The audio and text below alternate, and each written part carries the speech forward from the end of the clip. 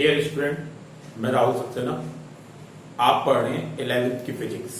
ठीक है, हमारा टॉपिक चल रहा है बेसिक मैथमेटिक्स। बेसिक मैथमेटिक्स में आपने ट्रिग्नोमेट्रिकल फंक्शंस की वैल्यू, डिफरेंशिएशन और इंटीग्रेशन पढ़ा। आज हम डिफरेंशिएशन और इंटीग्रेशन पहले फटाफट एक बार इनके फॉर्मूलों को देखेंगे, फिर इस पर बेस्ड न्यूमेरिकल करेंगे।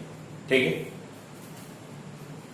डिफरेंशिएशन का basic formula D over D X to the power N is equal to N X N minus one.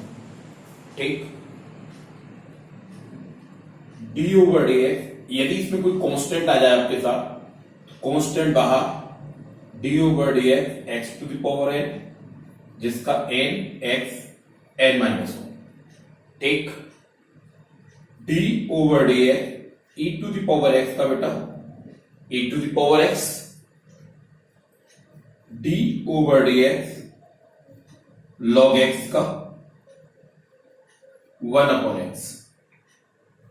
ये आपने डिफरेंशिएशन के बेसिक फॉर्मूलेज देखे।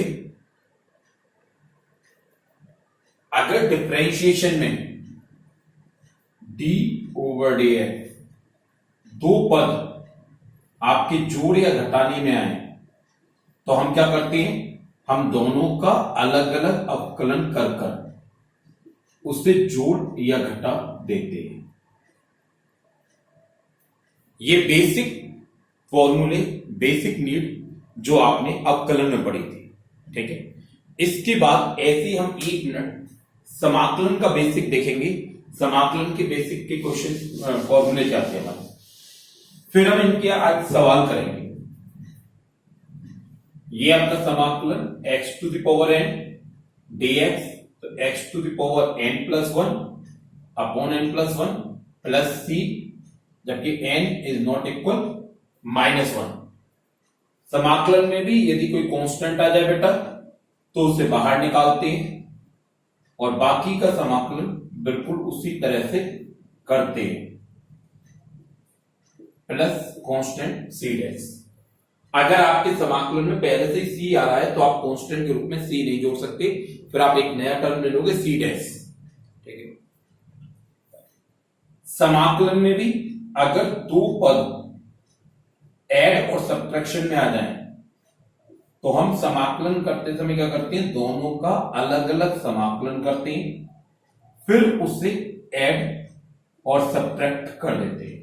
ठीक है, समाकलन का सबसे बेसिक और सबसे जरूरी फॉर्मूला, समाकलन लिमिट ए से B F X D X. इसका समाकलन आपका हुआ जी एक्स, एक अगला general term, limit A to B.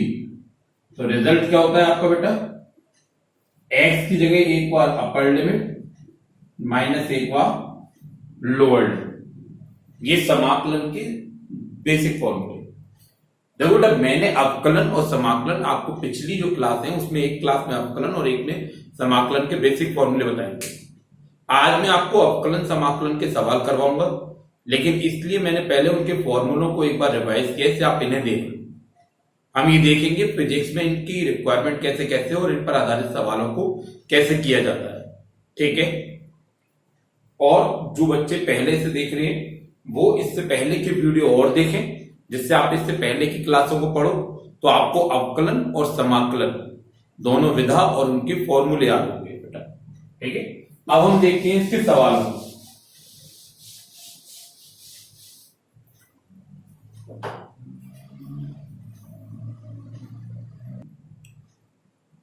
इसके सवाल, जैसे एक सवाल आपका बेटा,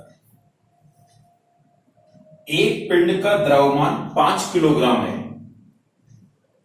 एक पिंड का द्रव्यमान 5 किलोग्राम है। इसका वेग समय t पर, इसका वेग समय t पर निम्न समीकरण के अनुसार निर्भर करता है। और समीकरण आपको दिया है v बराबर T cube upon 3 plus T square upon 2 plus 1। और आपसे ये पूछा है कि पिंड पर लगने वाले 2 सेकंड में पिंड पर लगने वाले t बराबर 2 सेकंड पर पिंड पर लगने वाले बल की गणना करो। यह आपका बेटा सवाल है कि एक पिंड का द्रव्यमान 5 किलोग्राम है, इसका वेग समय t पर निम्न समीकरण के अनुसार निर्भर करता है। आपको यह बताना है t बराबर 2 सेकंड पर पिंड पर लगने वाले बल की गणना करनी है। आप जानते हो, देखो आपको किसी भी सवाल में सबसे पहले देखो क्या दिया है।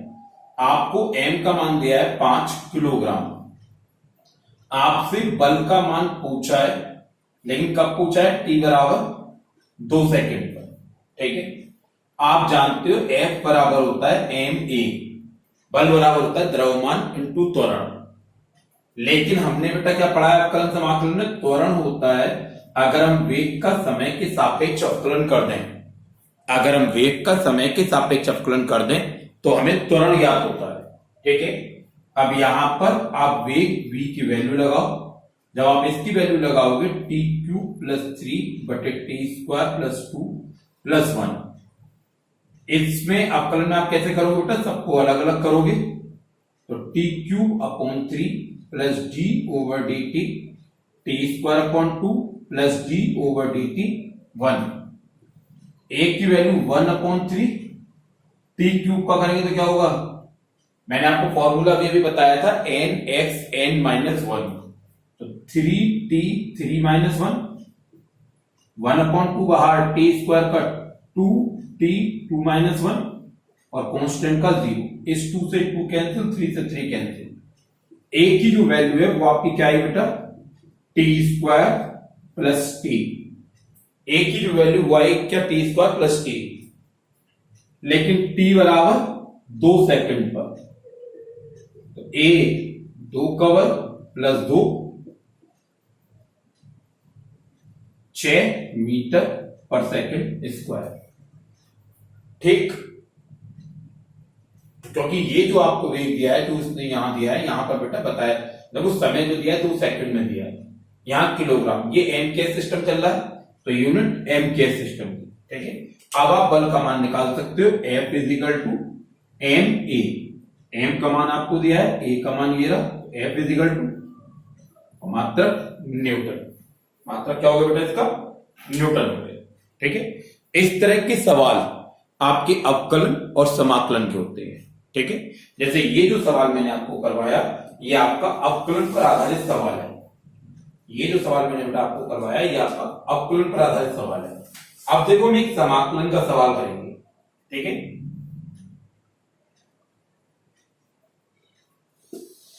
अब हम समाकलन का एक दो सवाल करते हैं, मिक्स कर रहे हैं, कुछ सवाल अवकलन के और कुछ सवाल समाकलन के। जैसे समाकलन में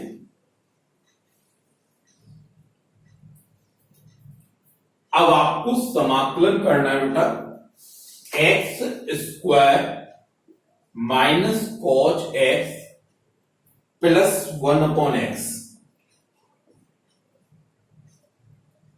आपको ये एक पद दिया है जो x square minus cos x plus 1 upon x है।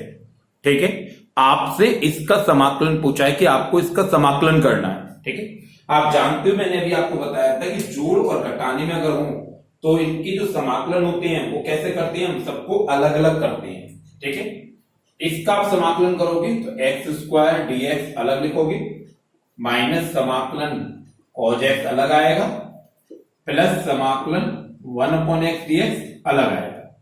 अब एक्स स्क्वायर का समाकलन क्या हो गया? X 2 plus 1 upon 2 plus 1 minus cos x का समाकलन साइन एक्स और 1 अपॉन एक्स का लॉग एक्स। एक बात ध्यान रखना, मैंने पहले भी आपको बताया था, अगर दो या दो से अधिक पद जोड़े या घटाने में हो तो आप जो कांस्टेंट है वो केवल एक बार लगाते हैं, जो कांस्टेंट है वो केवल एक बार लगाते हैं। ये आपका बेटा एक समाकलन का सवाल हुआ, ठीक है। अब अगर मान लो समाकलन का और सवाल करते हुए फिजिक्स में उपयोग कैसे, तो देखो लिमिट वाले जो समाकलन के सवाल है उनका फिजिक्स में बहुत उपयोग है। जैसे यहां मैं आपको एक सवाल करवा रहा हूं जो आपको आगे जाकर डेरिवेशन की फॉर्म में भी मिलेगा। आर से इंफिनिट की लिमिट है, आपको capital G, capital M, small M upon X square DX. अभी तो आपसे जो क्वेश्चन है वो इसका समाकलन पूछा गया है, लेकिन जब आप फिजिक्स में गुरुत्वाकर्षण वाला पार्ट पढ़ोगे तो वहां पर ये आपको निकालने को आएगा, ठीक है। हम इसे यहीं पर निकालते हैं। वास्तव में कैपिटल जी गुरुत्वाकर्षण नियतांक होता है, कैपिटल एम और स्मॉल एम द्रव्यमान है। तो ये आपके कांस्टेंट हो गए, जो कांस्टेंट है वो कैसे होंगे, बाहर आएंगे। तो ये आपके समाकलन से बाहर आ गए। आपका समाकलन हुआ 1/x² dx का, लिमिट r से इनफाइनाइट, ठीक है। लेकिन 1/x² का समाकलन करने के लिए बेटा इस 1/x² को ऊपर ले जाओगे तो x -2 हो जाएगा, ठीक है, क्योंकि हमारे पास 1/x² के समाकलन का सूत्र नहीं, x की पावर -2 हो गया। अब इस -2 वाले को हम सॉल्व कर सकते हैं बेटा, कर सकते हो आराम से। x to the power n का क्या होता है आपका, x to the power n minus n+1 over n+1, और आपकी लिमिट कैपिटल R से इनफाइनाइट, ये हो गया। और मैंने आपको बताया था कि जो लिमिट वाले सवाल होते हैं, जो निश्चित वाले सबका समाकलन होते हैं, उसमें हम नियतांक नहीं जोड़ते हैं। तो ये आपका क्या हो गया, g m m x की पावर -1 बटे -1 लिमिट R से इनफाइनाइट। ये -1 बाहर आ गया तो -g m m x की पावर -1, ये हो गया 1/x, तो ये क्या हो गया R इनफाइनाइट। अब लिमिट लगा दो आप, -g m m upper limit minus lower limit, ठीक है बेटा। ये हो गया आपका 1/∞ क्या हो गया 0, तो ये आपका क्या हो गया माइनस का g m m bracket minus का 1/r, तो ये हो गया gmm/r।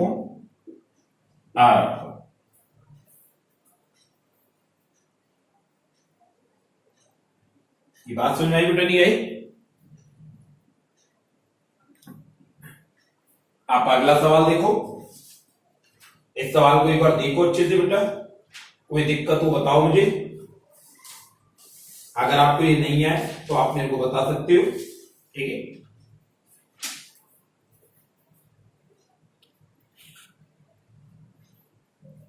देखो बेटा अगला सवाल, किसी कण की स्थिति समय t पर निम्न समीकरण के अनुसार निर्भर करती है। t बराबर 2 सेकंड पर उसका वेग व त्वरण ज्ञात करो। यह आपका अगला सवाल है। तो देखो आपसे वेग और त्वरण पूछा है, तो v बराबर dr/dt, v बराबर d/dt, t³ + 2t² - 11, तो v बराबर d/dt t³ + d/dt 2t² + d/dt, ये आपका -11। ये आपने सब अलग अलग कर दिए। v बराबर t³ का 3t 3 - 1, 2 बाहर आ गया, d/dt t² माइनस बाहर आ गया, d/dt 11। ये आपका v क्या हो गया बेटा 3t² + 2, ये क्या होगा 2t 2 - 1, और ये क्या होगा 0, तो v बराबर 3t² + 4t मात्रक मीटर पर सेकेंड। मात्रक क्या आएगा बेटा मीटर पर सेकेंड। अब हम इसका त्वरण निकालेंगे, तो a बराबर हमारा क्या होगा dv/dt, a बराबर d/dt, v की वैल्यू ये रही 3t² + 4t, ठीक है। तो ए बराबर T over D T, 3t² plus D over D T 4t, 3 बाहर ले आओगे तो डी ओवर डी टी टी² प्लस 4 बाहर ले आओगे D over D T T, टी² का क्या हो जाएगा 2t 2 माइनस 1, 4 बाहर आ गया टी के रेस्पेक्ट में 1, ए बराबर क्या हो गया 6t प्लस 4, यूनिट आएगी आपकी मीटर पर सेकेंड स्क्वायर। ठीक है, देखो आपको बेटा सवाल ये था, दोबारा देखो एक बार, किसी कण की स्थिति समय टी पर निम्न समीकरण के अनुसार निर्भर करती है। ये समीकरण दिया कण की स्थिति समय टी पर इस समीकरण से निर्भर कर रही है। आपसे टी बराबर 2 सेकंड पर इसका वेग और त्वरण पूछा है। हम अवकलन समाकलन पढ़ रहे हैं तो हम जानते हैं वेग क्या होता है, जब हम स्थिति का समय के सापेक्ष अपकलन करते हैं वेग होता है। हमने स्थिति r का मान रखा, उसके विभिन्न पदों को अलग अलग किया, ठीक है, इन सबके अलग अलग अवकलन कर दिए तो ये हमारा v का मान हो गया। अब v का मान मिल गया तो हम जानते हैं अगर वेग का समय के सापेक्ष अपकलन करें तो हमें त्वरण मिलता है। हमने ये वेग लिया, इसका अपकलन किया, हमें त्वरण मिल गया। लेकिन हमें वेग और त्वरण के समीकरण ही चाहिए। हमसे जो पूछा है वो ये पूछा है कि t बराबर 2 सेकंड पर कण का वेग और त्वरण ज्ञात करो। तो हम t बराबर 2 सेकंड पर निकालते हैं। t बराबर 2 सेकंड पर वेग, तो v आपका आया था 3t² प्लस 4t। अब इसमें आप t की जगह 2 रख देंगे,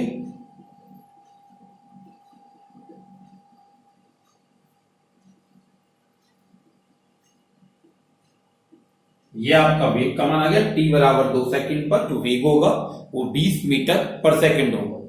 और इसी प्रकार हम त्वरण निकालेंगे। t बराबर 2 सेकंड पर त्वरण, a बराबर आपका था 60 प्लस 4, 6, t का मान 2 प्लस 4,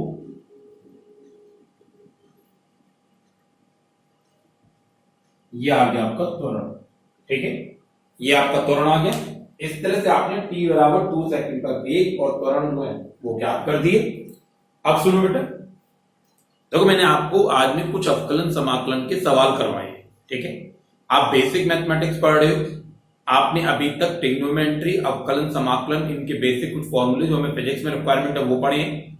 वास्तव में अवकलन और समाकलन बहुत बड़ा है। जो मैथमेटिक्स वाले स्टूडेंट है उन्हें इसमें बहुत सारा काम करना है। मैंने आपको कुछ चुने हुए बेसिक कॉन्सेप्ट, बेसिक सवाल करवाए हैं जो मुझे फिजिक्स में आपके लिए रिक्वायरमेंट पड़ेगी। ठीक है, हम इसके बाद जो पढ़ेंगे अगली क्लास में वो पढ़ेंगे लॉगरिथम्स, लघुगणक। मैं इसके पीडीएफ नोट्स आपको भेज रहा हूं। ठीक है, आपको यहां तक कोई दिक्कत हो, कैसी भी कोई परेशानी हो, अपने सर से मेरा नंबर लेकर मेरे से बात करें। कोई कैसी भी दिक्कत हो बताएं बेटा। ठीक है, लेकिन संग संग तैयार करें।